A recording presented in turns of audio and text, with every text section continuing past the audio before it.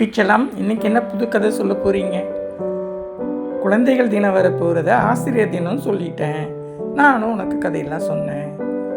உனக்கு தான் வாழ்த்துக்கள். குழந்தைகள் தினம் இன்னைக்கு உலகத்தில் இருக்கிற அத்தனை குழந்தைகளுக்கும் என்னுடைய அட்வான்ஸ் வாழ்த்துக்கள். குழந்தைகள் தினம்னா என்ன அம்மம்மா? அதுவாட செல்லம். நம்ம நாட்டில் இன்றைக்கி பணம் காசு எல்லாத்துலேயும் காந்தி தாத்தான்னு ஒரு தாத்தா போட்டிருக்காங்கல்ல.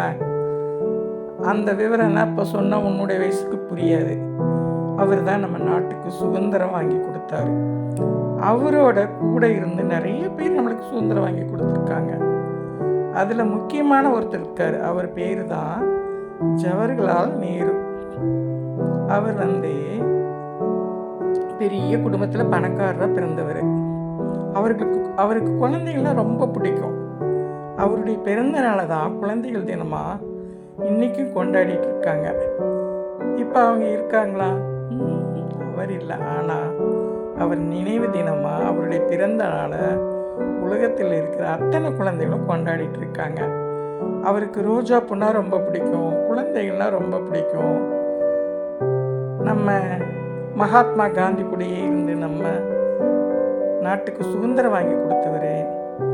அவரோட கதையும் சொல்கிற கீழே ஒன்று தெரிஞ்சு வச்சுக்கோ.